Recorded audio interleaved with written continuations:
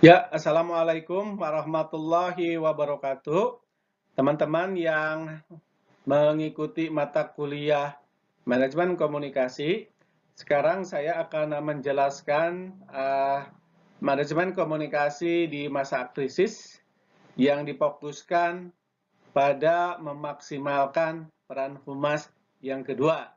Karena yang pertama kemarin minggu yang lalu sudah saya sampaikan, nah sekarang pada termin yang kedua gitu ya. Baik, kita mulai saja dengan melihat slide berikut ini. Baik, kita mulai dengan bahasan melanjutkan minggu yang lalu. Minggu yang lalu itu kita membahas tentang manajemen komunikasi di masa COVID-19, gitu ya. Masa COVID-19. Minggu yang lalu saya sudah menjelaskan bagaimana latar belakang. Latar belakang di sini maksudnya adalah latar belakang terjadinya kasus corona gitu ya. Yang kemarin itu diawali di Wuhan, Cina ya. Kemarin latar belakang sudah. Lalu di Mankom, bagaimana kedudukan Mankom pun juga saya sudah menjelaskan. Nah sekarang di pertemuan sekarang ini yang kedua ya, berarti yang kedua dalam membahas manajemen komunikasi di masa pandemi kan gitu ya. Di masa pandemi itu adalah kita akan melihat sebetulnya humas itu kedudukannya seperti apa gitu kan.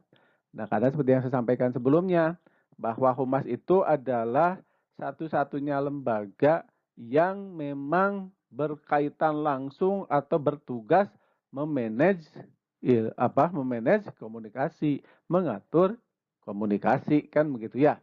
Nah, bagaimana komunikasi ini diatur sehingga bisa memberikan kontribusi dalam penyelesaian Corona 19 ini.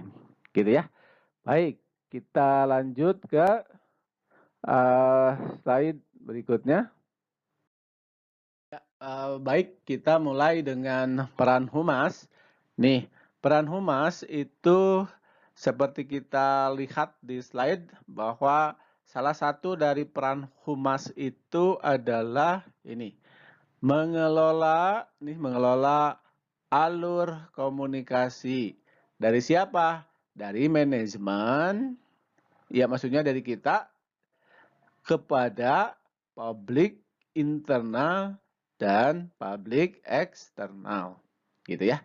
Sekali lagi, peran humas yaitu pertama mengelola alur komunikasi dari manajemen, maksudnya di lembaga kita, kepada publik internal dan publik eksternal. Nah, lalu pertanyaannya, yang mana nih publik internal dan publik eksternal ini? Ya ini, publik internal itu adalah publik yang berada di dalam lingkungan lembaga kita bekerja di situ. Ya, di situ pasti ada yang disebut dengan karyawan gitu ya. Lalu ada juga misalnya pemegang saham gitu ya. Ada juga manajer gitu kan. Ada pimpinan-pimpinan yang lainnya. Tetapi kalau kita menyebutkan ada karyawan, nah di situ sudah mengakomodir semuanya. Jadi intinya publik internal itu adalah publik yang berada di dalam internal lembaga atau perusahaan kita, gitu ya. Nah, lalu publik eksternalnya apa nih? Nah, ini publik eksternal itu berarti publik yang berada di luar lembaga kita, gitu ya. Jadi kalau publik yang ada di dalam lembaga kita itu adalah namanya internal publik, yang berada di luar disebut eksternal publik. Siapa sebetulnya yang menjadi publik eksternal itu? Yaitu pertama masyarakat, sudah pasti ya.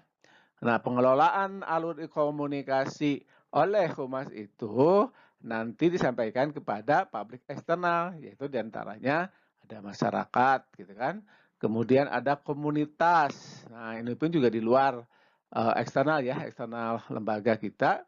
lalu ada pelanggan, ya, pelanggan, dan ada media massa nih, dan kolega. Nah, yang paling terpenting itu adalah kita lihat publik eksternal media massa. Ini lumayan penting ya. Mengapa? Karena nanti media massa inilah yang akan membantu menginformasikan informasi-informasi atau pesan-pesan dari lembaga kita kepada masyarakat di situ ya. Oke, kita lanjut ke slide berikutnya ya. Oke, nah tadi disebutkan bahwa peran humas itu adalah gitu ya, membuat alur komunikasi kan gitu ya. Nah, bagaimana sih sebetulnya alur komunikasi ini? Nah, saya coba gambarkan di sini. Di sini kan ada informasi nih, ada informasi ini, informasi.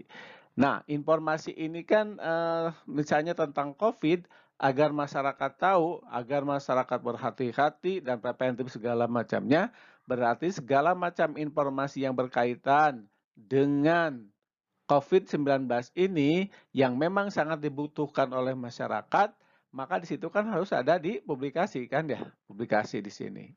Ya, alurnya begini, gitu ya. Nah, publikasinya tuh kemana? Apakah ke internal publik ataukah publik eksternal? Nah, mengenai COVID ini, apakah ke publik internal atau ke eksternal nih, kan gitu ya. Nah, humas itu perlu tahu, perlu mengkategorikan informasi ini atau pesan ini untuk internal kah atau eksternal, kan begitu ya. Nah, kalau sudah mengetahui, misalnya kita langsung eksternal atau mungkin saja juga bisa di internal. Nah, pola atau bentuk komunikasi yang disampaikan atau yang diciptakan oleh humas itu bisa dalam 4 bentuk kan gitu ya. Jadi artinya publikasi kepada internal maupun kepada eksternal itu bisa dalam 4 bentuk gitu ya. Nah, apa saja 4 bentuk itu? Yaitu personal, bentuk komunikasi personal. Lalu yang kedua, bentuk komunikasi kelompok. Lalu yang ketiga, bentuk komunikasi organisasi. Dan bentuk komunikasi massa. Setiap bentuk memiliki ciri khas yang berbeda kan gitu ya. Nah, humas nanti akan mengetahui persis apakah informasi yang tentang COVID ini untuk ditujukan ke internal atau eksternal, cukupkah menggunakan bentuk komunikasi personal atau harus kelompok nih misalnya ya, atau organisasi gitu ya, atau massa misalnya. Nah, itu harus sudah menjadi kajian humas kan gitu ya. Oh, untuk internal misalnya cukuplah pakai bentuk komunikasinya personal misalnya. Karena kan di intern lembaga kita. Jadi setiap saat kita bisa ketemu dengan personal-personal yang lain yang ada di dalam lembaga kita di situ. Atau misalnya harus melalui sebuah acara kelompok, misalnya kita membuat acara apa, internal itu diskusi misalnya, nah atau melalui organisasi atau melalui massa. Nah untuk publik eksternal karena banyak, karena heterogen, nah biasanya yang digunakan itu adalah bentuk komunikasi massa. Nah itu semua harus menjadi kajian dari humas. Mana nih bentuk komunikasi yang kita pakai untuk sosialisasi tentang penanggulangan COVID-19 ini misalnya kan gitu ya. Nah itu kalau sudah menjadi kajian itu diharapkan biasanya yang diinginkan masyarakat itu nanti terpenuhi. Terpenuhi karena humas tahu betul bahwa yang diinginkan oleh masyarakat itu apa nih sebetulnya. Nah makanya nanti pola-pola atau bentuk-bentuk komunikasi ini dimanfaatkan humas untuk menyampaikan informasi. Dan nanti ujung-ujungnya ketika humas sudah memberikan alur komunikasi yang sesuai, yang diminati oleh masyarakat, atau publik internal dan eksternal, maka di situ akan timbul citra positif ya, citra nih. citra. Nah, citra inilah yang nanti menjadi kajian dari humas dalam setiap melaksanakan program apapun. Ujung-ujungnya adalah citra, citra, citra, gitu ya. Oke, itu mengenai alur komunikasi yang perlu disampaikan kepada internal publik kah, eksternal publik, untuk apa? Untuk memperoleh citra yang diinginkan oleh lembaga kita. Gitu ya. Baik, kita lanjut ke slide berikut. Kita mulai dengan slide berikutnya. Nah, di slide ini memperlihatkan bahwa peran dari humas ini itu ternyata tidak hanya mengalur alur komunikasi saja, tetapi di sini ada unsur membuat perencanaan nih, ya, perencanaan, merencanakan gitu kan. Lalu yang kedua misalnya pelaksanaan. Apa yang direncanakan dan dilaksanakan? Ya tentu saja publikasi yang bersifat program. Programnya itu apa nih misalnya? Bisa sosialisasi, bisa kampanye, atau kampanye produk misalnya, atau membuat kebijakan baru. Nah, ini semua harus disampaikan kepada masyarakat sehingga masyarakat memang kebutuhan informasinya terpenuhi. Kalau itu sudah didapat, maka otomatis nanti masyarakat akan memberikan citra positif terhadap lembaga kita kan gitu ya. Mengapa? Karena ya memang kebutuhan informasinya sudah terpenuhi oleh humas atau oleh lembaga kita melalui humas gitu ya. Nah, kemudian peran yang lainnya apa? Selain tadi membuat rancangan, ini peran yang lainnya adalah membuat dan mengembangkan media serta saluran komunikasi yang ada nih, gitu ya. Membuat dan mengembangkan, misalnya kita sudah punya website sendiri gitu kan, sudah punya in-house jurnal misalnya, sudah punya saluran-saluran komunikasi lainnya. Nah, itu adalah dikembangkan gitu kan. Nanti pada ujungnya kita mengelola itu, lalu kita kerjasama misalnya dengan media luar atau media umum gitu ya.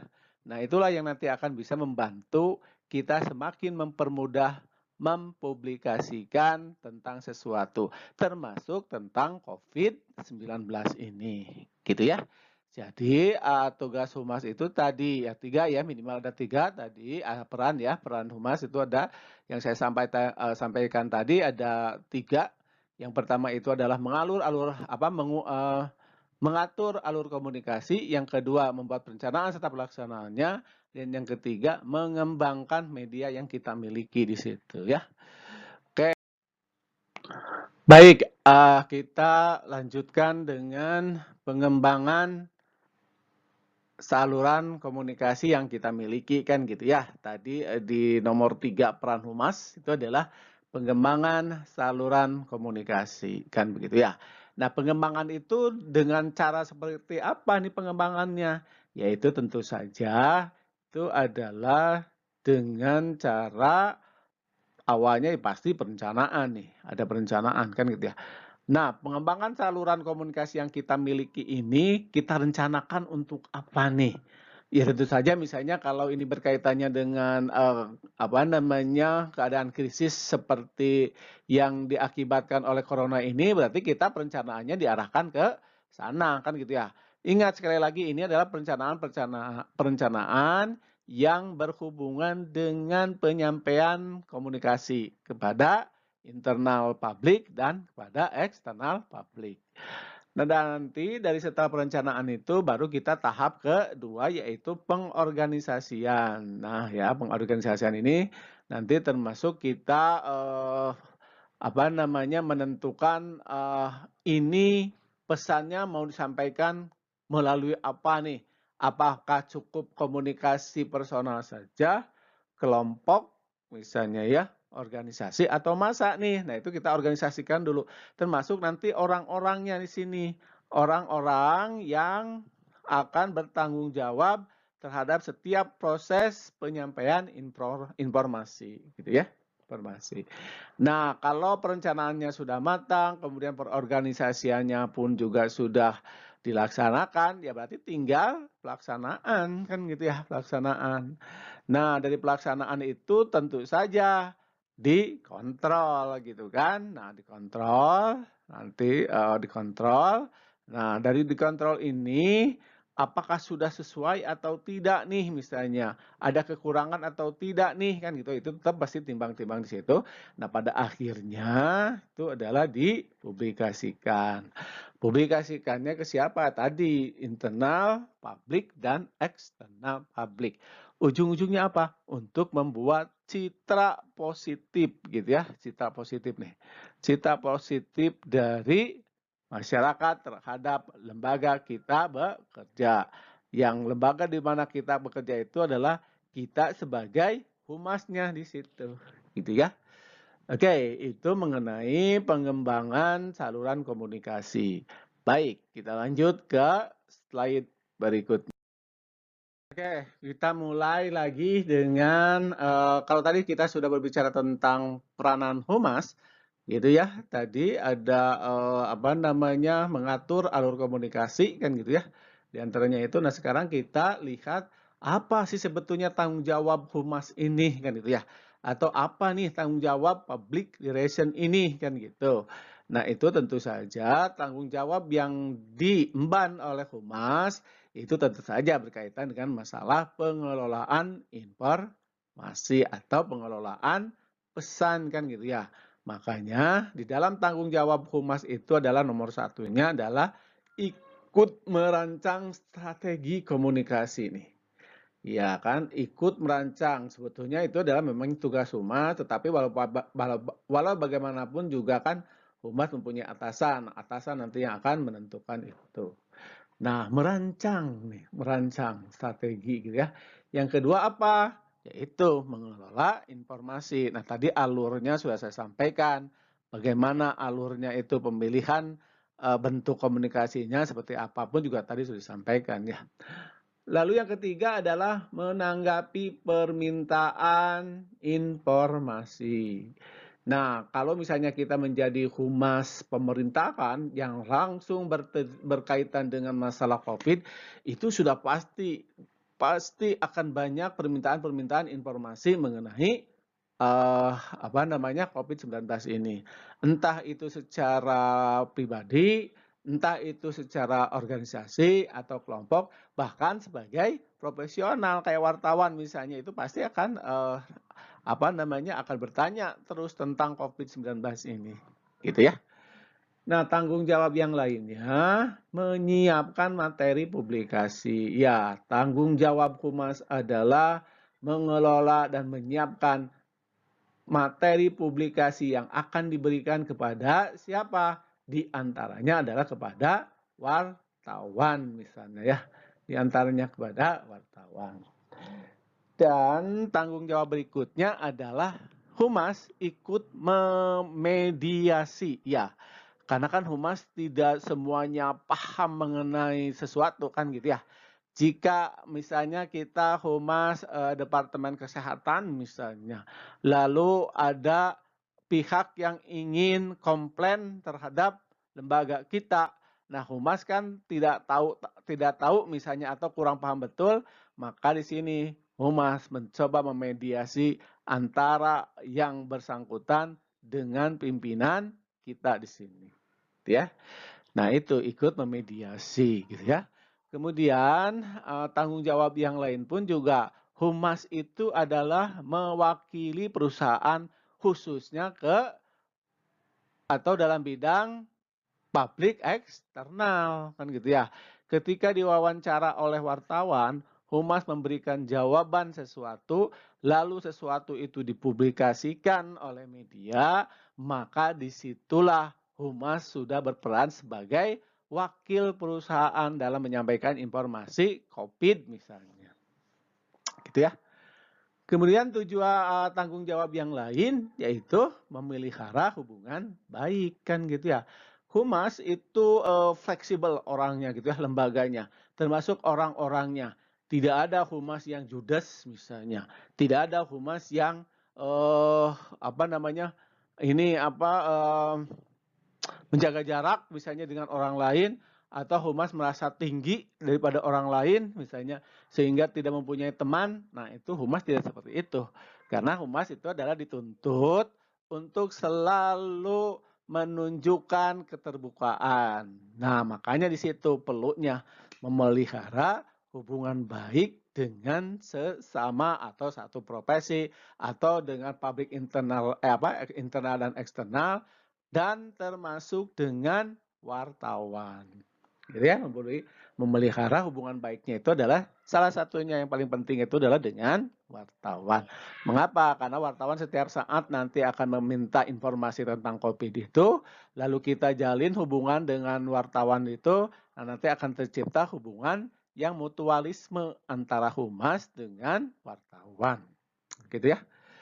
Oke, tanggung jawab yang lain adalah memantau informasi. Ya, humas itu kan salah satu tanggung jawabnya dia memantau informasi tentang COVID ini misalnya melalui radio, dipantau melalui radio, melalui internet sekarang ya, melalui media cetak atau melalui berbagai media yang lainnya. Nah, pemantauan itulah yang menjadi tanggung jawab si humas. Tidak berada di tanggung jawab pimpinan, tidak. Tidak berada di tanggung jawab yang selevel dengan kita dalam satu organisasi, tidak. Itu humas, tugasnya adalah memantau informasi. Lalu nanti kita dari pemantauan itu kita analisis, lalu berikan kepada pimpinan kita harus apa yang dilakukan di situ, gitu ya. Dan yang tidak kalah penting lagi, tanggung jawab humas itu adalah mengatur acara publik, gitu ya. Misalnya ada open house, gitu ya. Open house lembaga kita dengan tetangga sekitar, gitu ya. Misalnya atau kita ingin sosialisasi tentang pencegahan COVID ini di seminar dan lain-lain misalnya. Nah, itu adalah yang mengaturnya itu adalah harus humas, gitu ya.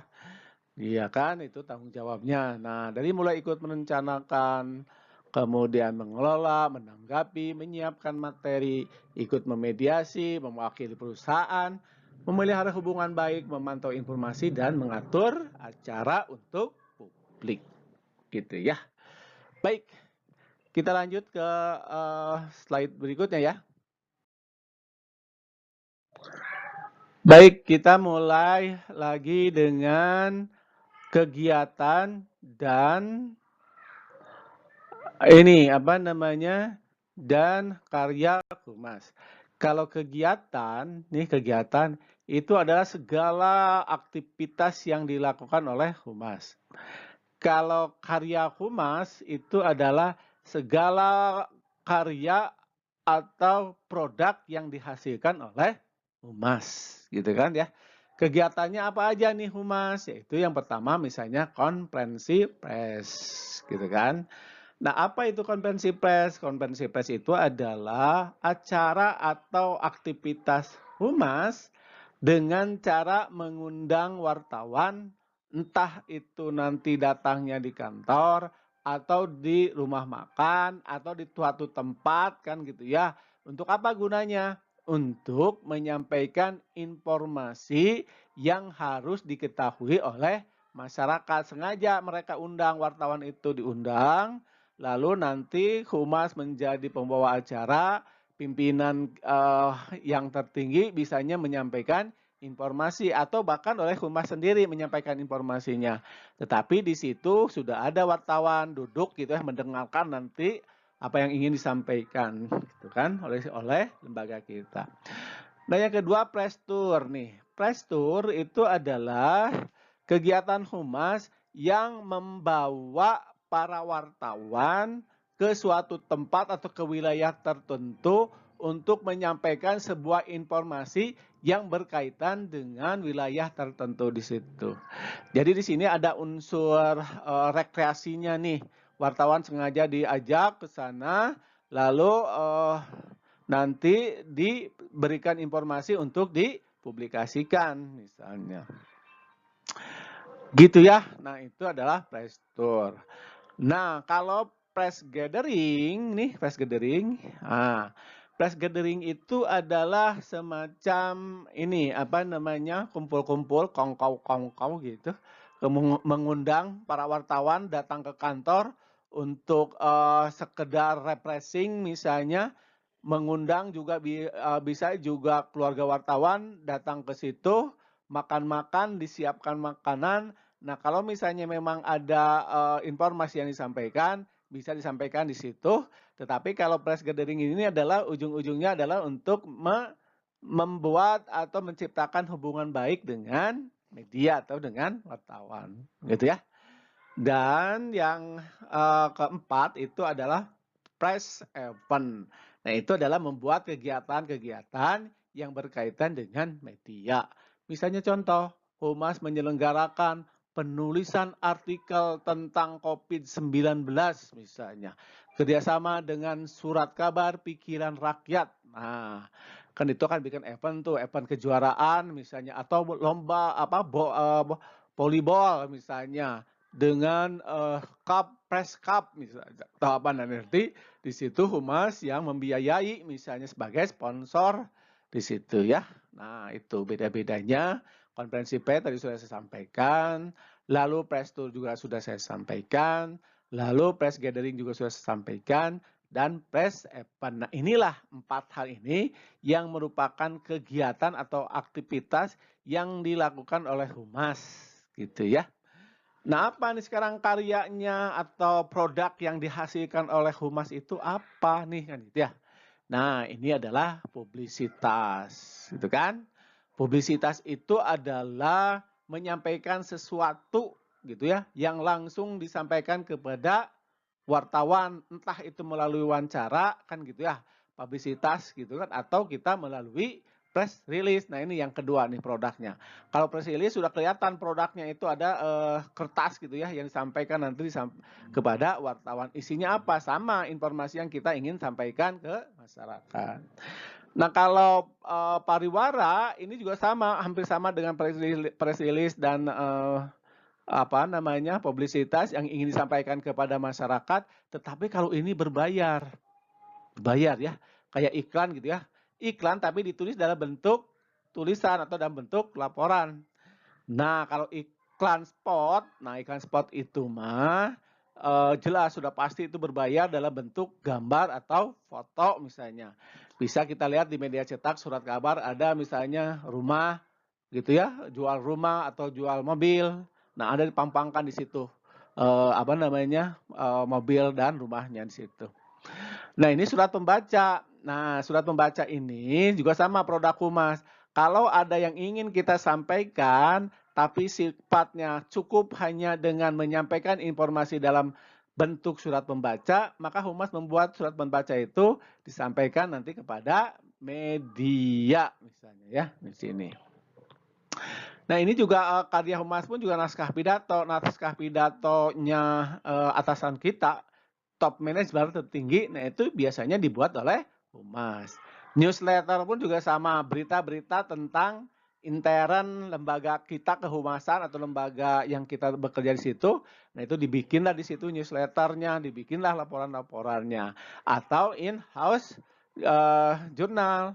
Kalau ini mungkin saja bisa seminggu sekali gitu ya. Kalau ini misalnya bisa sebulan sekali misalnya, kan gitu ya.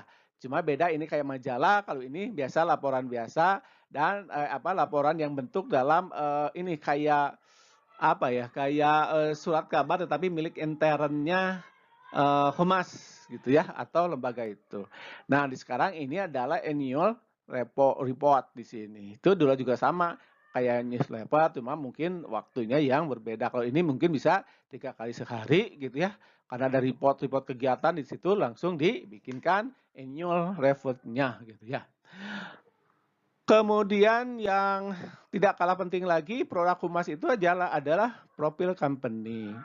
Tidak mungkin kalau lembaga besar itu tidak mempunyai profil company, kan gitu ya. Pasti ada profil company-nya. Nah, siapa yang membuatnya? Humas. Nah, apalagi leaflet, booklet, dan brosur, saya kira teman-teman tahu ini yang seperti apa leaflet, kemudian yang booklet, dan leaflet itu sudah tahu ya semuanya ini. Ini adalah produk-produk yang dihasilkan atau karya-karya yang dihasilkan oleh Humas itu ya. Nah, ini tuh. Nah, apakah nanti misalnya untuk sosialisasi COVID-19 ini apakah cukup dengan leaflet atau harus ada booklet juga atau ada brosur atau melalui publisitas atau press release misalnya atau cukup dengan surat pembaca. Nah, itu pun juga bentuk-bentuknya ya atau karya-karya yang biasa dihasilkan oleh Humas gitu ya. Oke, baik. Kita lanjut ke slide berikutnya. Ya, baik kita lanjut dengan bentuk penulisan press release. Nah, tadi sudah saya sampaikan bahwa press release itu adalah salah satu karya yang ditulis atau yang dihasilkan oleh Humas. Nah, bentuk press release ini press release itu adalah tulisan yang dibuat oleh Humas yang nanti akan disampaikan kepada media kan itu ya. Nah, itu bentuknya ada dua macam, ada string news, ini string news, ada juga yang disebut dengan feature. Nah, ini feature. Bedanya apa nih string news dengan feature? Kan begitu. Kalau string news, kita membuat tulisannya itu adalah to the point, langsung pada pokok persoalan. To the point gitu ya. Tidak mereka-reka dulu, tidak mencari kata-kata yang enak, tidak. Misalnya kita ingin membuat press release tentang ditemukannya vaksin kan gitu ya. Nah, di dalam press release ini alinea pertamanya kita cukup menyebutkan sampai hingga 3 bulan setelah kasusnya corona akhirnya vaksin ditemukan misalnya ya. Nah, itu adalah biasanya dalam bentuk string news langsung 5W plus 1 K-nya langsung tertera di situ misalnya. Atau dibagi-bagi pun juga bisa pada alinea-alinea berikutnya. Tetapi kalau feature itu beda. Kalau ini bersifat to the point, nah kalau ini tidak. Ini ada unsur pemilihan, ada diksi, pemilihan kata-kata. Untuk apa gunanya? Adalah untuk menyentuh unsur sanubari atau unsur sastrawi si pembaca. Kan gitu ya. Jadi emosi yang dibidik di dalam tulisan feature ini. Kan gitu ya. Misalnya kita ingin menulis tentang press release tadi ditemukan vaksin inilah. Bagaimana kita membuatnya dalam bentuk feature? Nah, kita pilih kata-kata yang mana nih yang bisa menyentuh para pembaca dan mencoba menggambarkan situasi kekiniannya. Misalnya tadi gitu ya, sudah ditemukan akhirnya misalnya dalam jangka waktu 3 bulan orang-orang sudah merasa kelelahan, akhirnya ditemukanlah vaksin itu.